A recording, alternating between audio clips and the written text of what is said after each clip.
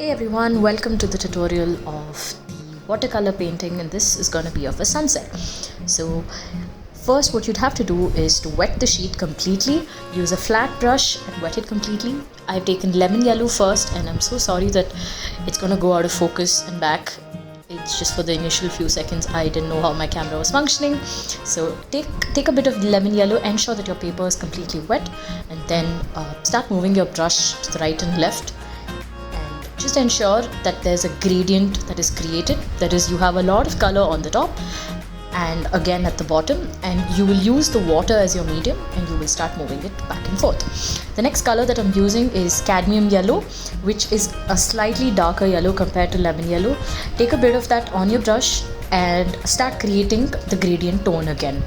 So this will be your darker tone compared to the lemon yellow tone. So you will see that it is going higher as you add more and more color to it. Now the next color which I've taken is orange, and again to the same motion, ensure that your paper is wet when you're doing this. You cannot have dry paper, and if you put wet paint on it, it will create marks, which is not what we want when you're trying to get a realistic effect. So continue doing the same thing at the bottom and on the top to ensure that you have a smooth gradient. Now say what if your paper does dry up quickly.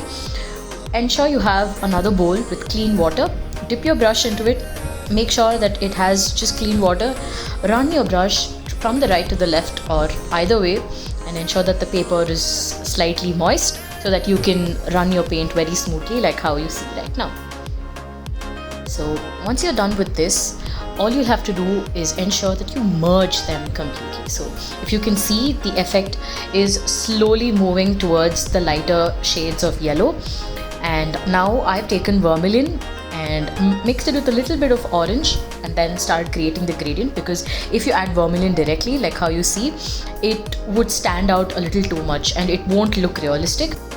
Next up, we're going to draw some clouds. So take a round brush, put in a little bit of orange, and this has to be wet. Your brush has to be having enough amount of water so that it'll spread. Also ensure that the paper beneath also has water on it. Otherwise, you will just see clumps of paint and you will not see it spreading directly as you see in the picture. So take the lightest shade of orange, that is, if you want to make it even lighter than what it is normally, mix it with a little bit of cadmium yellow, and all you have to do is make squiggles there. So once you keep moving your brush, it will start spreading along with the water that is at the background. The next gradient that you'd have to give for the clouds is the darker tone, which is given by vermilion directly. I have not mixed it with orange here, and this is because the paper below is wet with the orange shade that I've given. So this is how you create a shading tone for your clouds, to say that it's denser here and it's a little lighter here. This is how you create the gradient. So use oranges, use vermilion, use shades of these for your clouds. Next up, we're going to do the waves. So the format of doing waves is very simple.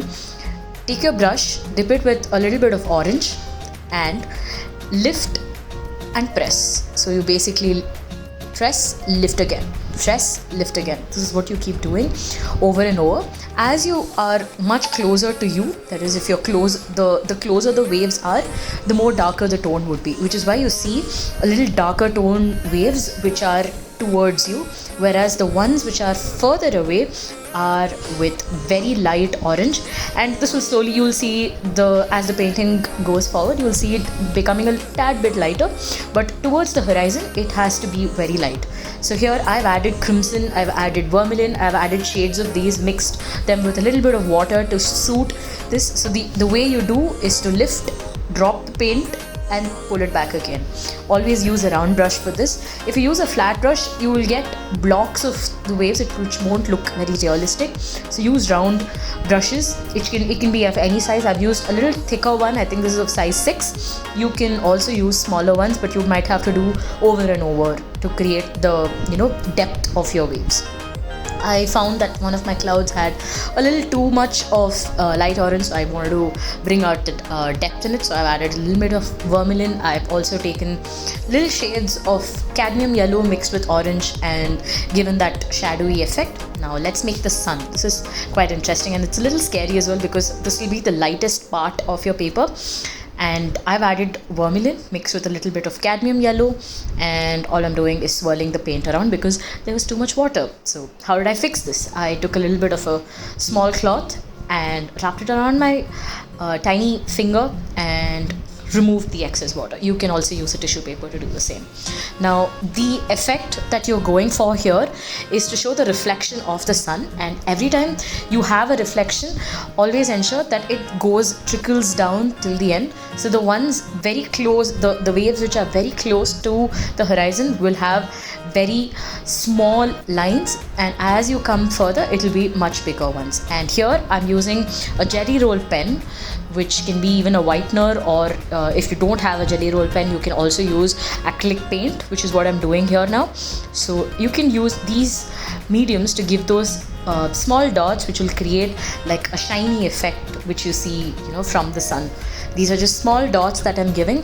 This does not have a lot of water. This is very clear white paint. Now I've mixed it with a little bit of yellow to ensure that it doesn't just stand out like white dots. So this is that you actually have a reflection coming from the water as well, not just from the shiny dots. So I've put in lemon yellow and that's pretty much it. So I'm doing a very satisfying tape peel right now. Sorry I couldn't record the audio of it, but I've got a lot of questions about the tape that I use. This is from 3M. The paper is from Anupam company, and this is a 300 GSM watercolor sheets. The paints are Bruce Rose watercolor set, and I hope you like this. Please do give it a shot and tag me in your attempt.